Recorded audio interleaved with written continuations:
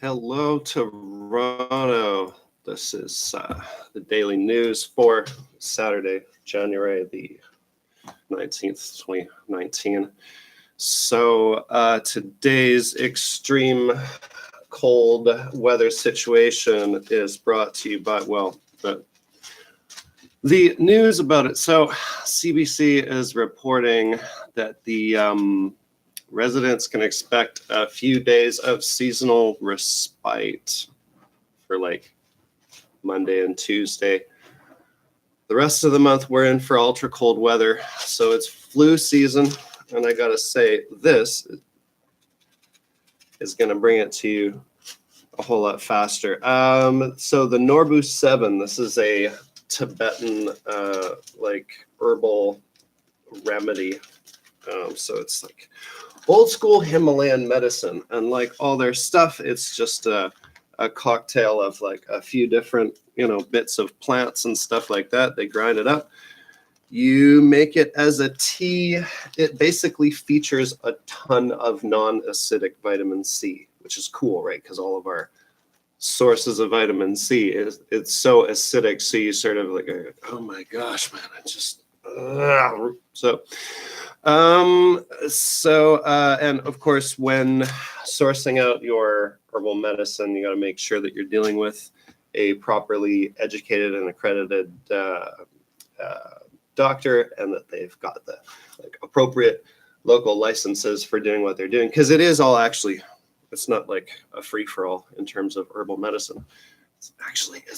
It's regulated. So was it hundreds or thousands? Global News couldn't really decide. So take to YouTube and figure it out for yourself. But either way, the Women's March hit Toronto yesterday, or on Saturday, along with marches across the country and around the world. And so they marched from Nathan Phillips Square to Queen's Park. So there's two gatherings, one march in between, and either hundreds or thousands showed up. Maybe it was hundreds at Nathan Phillips Square, and then it metastasized to thousands. But anyway, we'll find out. Somebody knows.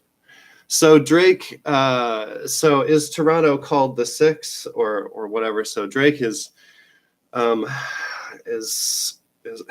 lost some court case about using 6 as a nickname. It's like the number 6 and then IX.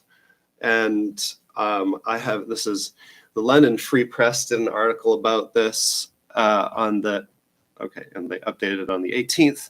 But anyway, there's this local DJ who a long time before Drake was using the term the Six to describe Toronto, this DJ was using the term Six, simply Six, but spelled in that way, as his DJ name.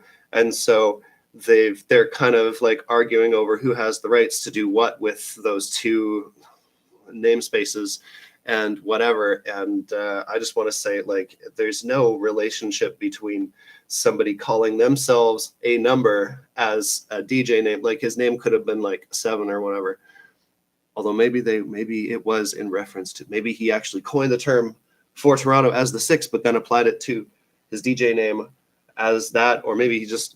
So I don't know. Look into this if you're interested in it. But so anyway, I think it's pretty obvious calling the city the 6 and calling yourself as a DJ 6 is pretty. It's two different things. That's the only thing I was able to figure out about that situation. I just can't. I'm just too over caffeinated. I pushed it too far today. So there's this new kind of grocery store. It's basically a bulk shop that is all centered around facilitating people bringing their own containers and stuff like that. So CTV has written this article about it. It's called "Buy Individual Eggs and Shampoo by Weight at Zero Waste Market." It's a funny title, But it's basically, their new business called Unbox Market is described as everything in one store where customers can come in with their own storage container and buy items in exact quantities needed. I'm just quoting, quoting the CTV news article. So, I mean, you could go to some shop and bulk barn and go in with all your own containers and just use all their containers for everything, and then weigh it at the thing, and then put it in your own containers, and then throw away their bags, and you've just used a whole bunch of plastic bags that will last forever to do, to facilitate like a 5-minute thing. So I guess that is the chunk of the thing that they're cutting out. So it's just a business that's shaped around making it super easy to just not waste any containers when you're buying stuff. And they are trying to have absolutely everything. So, and set to open next month. So the super cold weather on like Saturday evening rush, basically in Mount Dennis, there was this fire in a house, and because of the crazy weather, 2 hours later, despite a ton of EMS attention, emergency services attention, they still hadn't contained the fire. They were like evacuating people and stuff like that. CTV did this article about it. Fire at house in Mount Dennis reaches 3 alarms, no injuries. Quote from this is going to be Toronto firefighters said they were called to 45 Lambton Avenue west of Weston Road at 5:21 Saturday and reported a fire, and that's how it started. So the Star interviewed a couple people from a homeless aid group from Project Winter Survival as they were doing some, as they were packing their winter survival kits that they hand out to homeless people. And so they just wanted to get a quote about, what they want to say about what the city needs to do. And so the quote they got from one of the people packing stuff up was, "I don't want to be doing this. So for all of you, we need to put the pressure on the city of Toronto, open up 1,000 shelter beds, get people into housing long-term with support solutions so that the next year at this time, we can be indoors and being proud."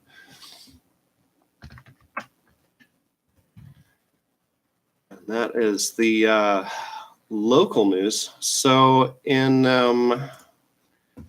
provincial news, CBC News reports Northwestern Ontario deep freeze to continue. What? Sorry. I suck.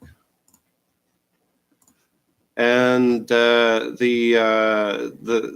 Bay Today, baytoday.ca, put out an article, Canada decides against appealing landmark annuities case, chief says. It's basically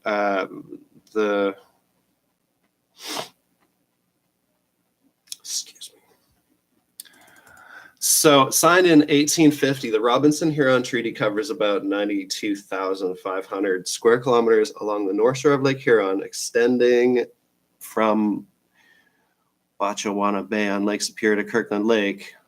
That wasn't the quote I wanted. So it's about.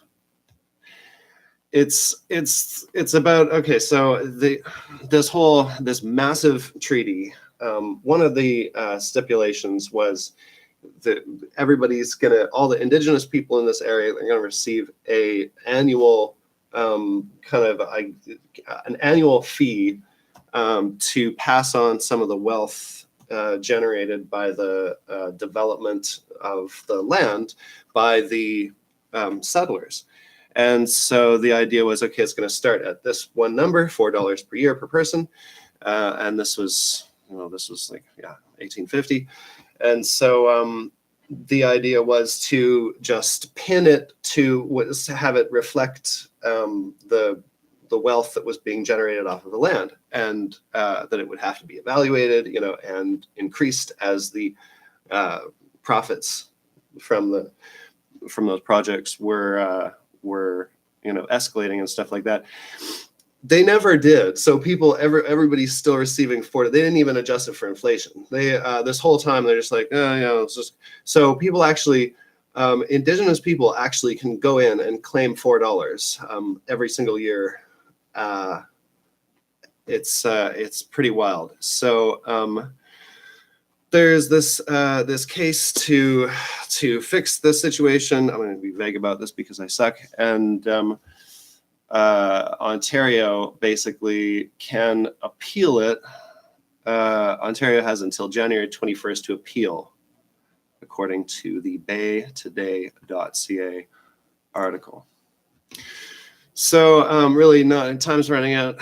Other thing is time's running out for the weed situation in Ontario municipalities.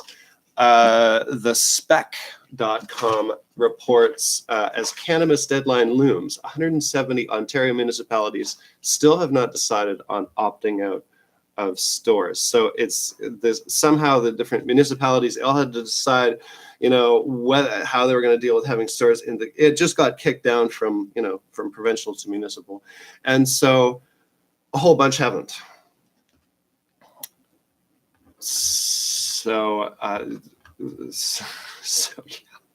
they've got to figure it out too. I don't know who. It's so funny between the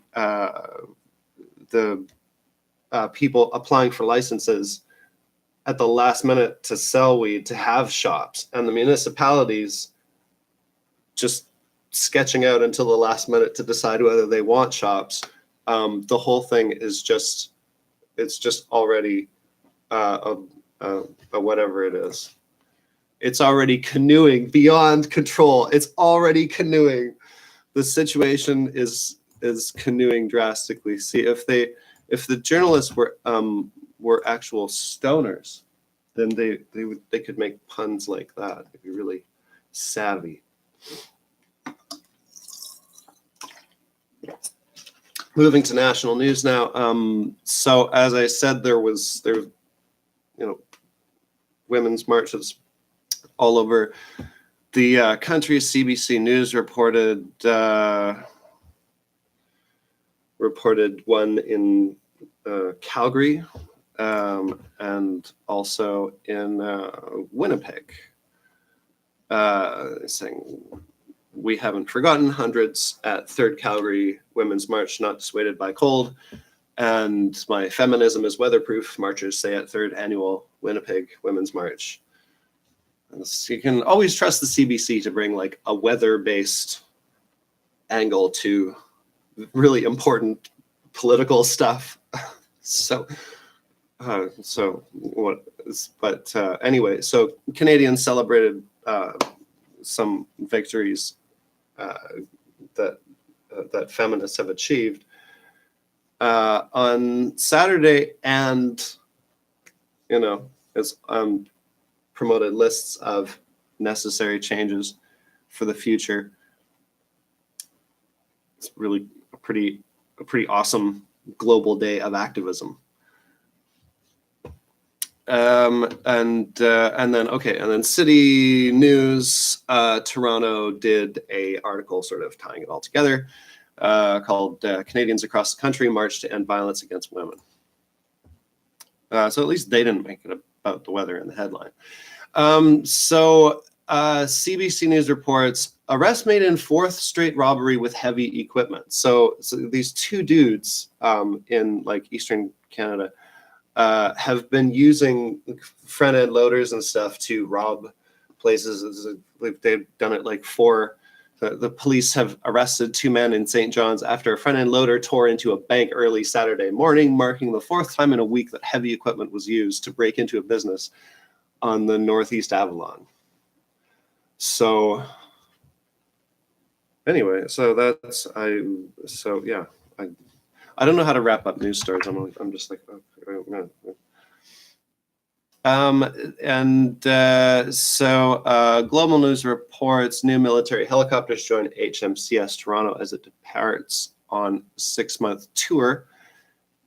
So we've got some new helicopters to replace the Sea King helicopters. I don't know if you've heard about the Sea King choppers, but they were just like dangerously old and in operation for way too long and stuff like that. And so Canada loves getting some new choppers.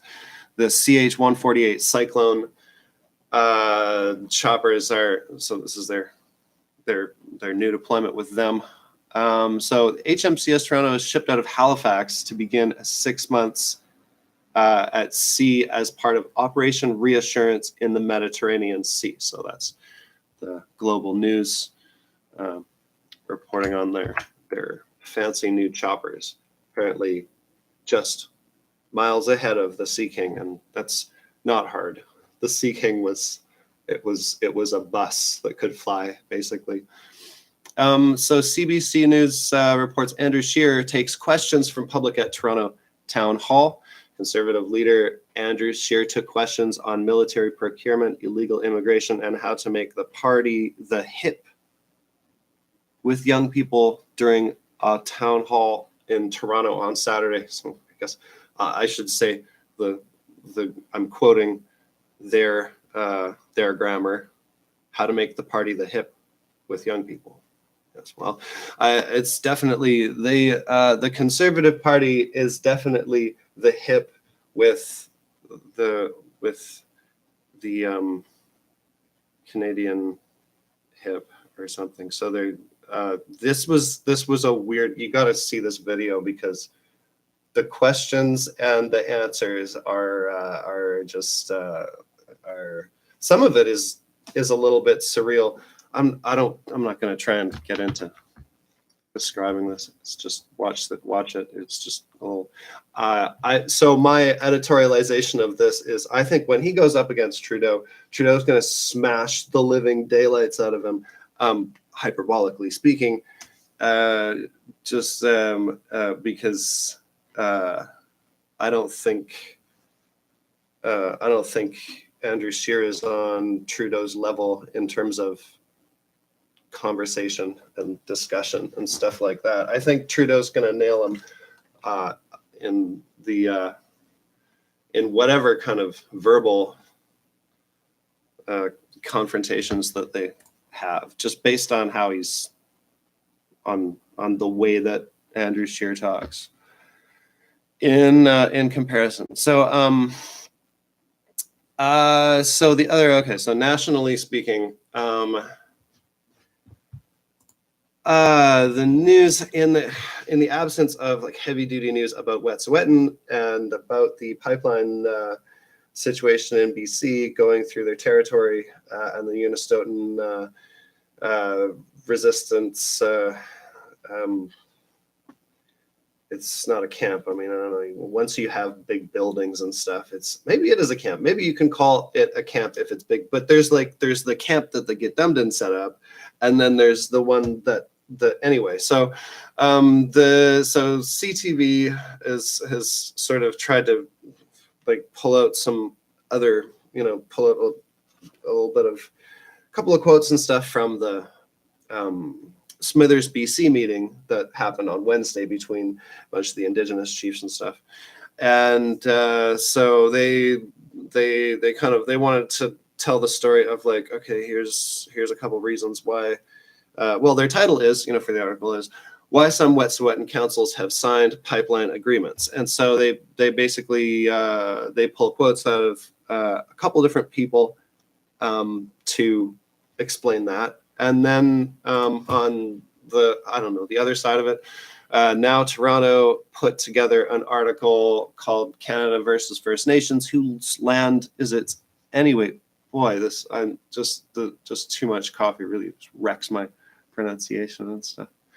And it's just a review of land agreements and disagreements across the country for the duration. So it's the media is trying to play a part in this setup, and meanwhile, the thing that the Unistoten people have been, preventing for years now is happening while everybody's writing about land claims and sovereignty and stuff like that, and environmentalism. And that is that industrial surveyors are on the land doing survey work.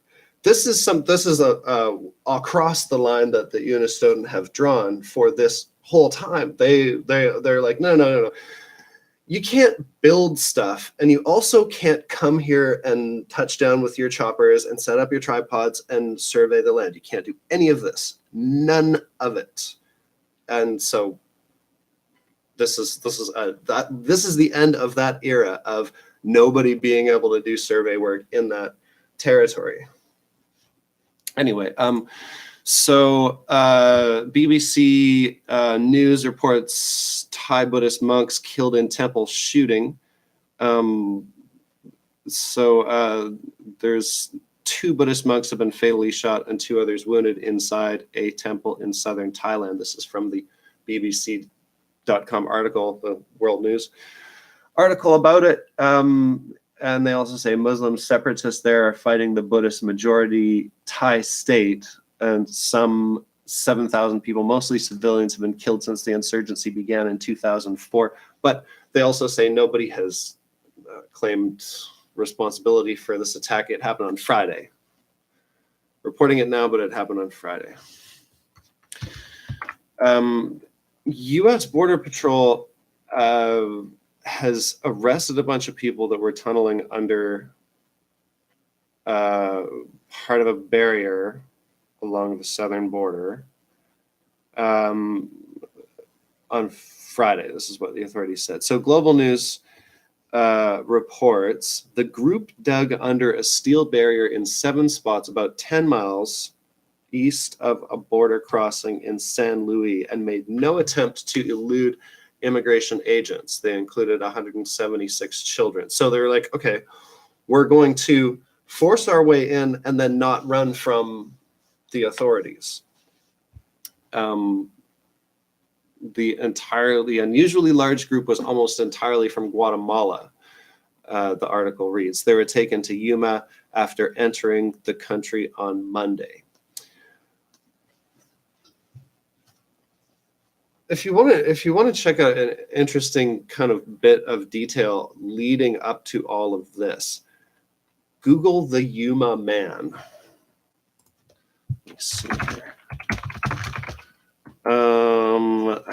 No. Oh, geez, no, not that Yuma Man. Holy crap. Okay.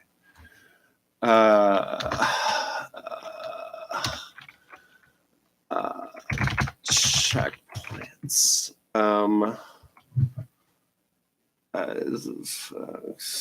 So okay. Anyway, this guy was doing like videos in his car of going through border security checkpoints in Yuma, which is the same city, and he was calling himself the Yuma Man. He was basically auditing the civil rights situations for just travelers in general coming through these checkpoints, which are close to the border but also far away from the border and stuff like that. But this one is in Yuma, Arizona, and he was going through this all the time anyway. So there's all these YouTube videos by him just going through these checkpoints, and so that's my Yuma connection that I just noticed that I just am reminded of. So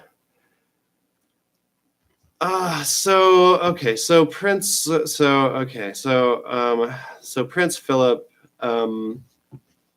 recently had a car crash, and then he got spotted like not wearing a seatbelt. So now he's kind of getting like in trouble for not taking things seriously. So CBC News put out an article saying Queen Elizabeth's 97-year-old husband, Prince Philip, received a warning from police after he was photographed apparently driving without a seatbelt, just 2 days after he was involved in a crash while at the wheel. I guess I just sort of said that. So their article is called Suitable Words of Advice Given to Prince Philip for Driving Without a Seatbelt. Yay. So for, man, just winter and coffee just makes me so thirsty. Put them together. And of course, water is life. I got this lighting situation. But news people don't like working under the bright lights either. It's a distraction. I'm trying to prioritize quality here, but clearly that's still not working. Anyway, so for Saturday's Toronto news, this is Dorian Sky. Good luck with the extremely, extremely cold weather. It's dangerous out there, and it's easy to get stuck outside.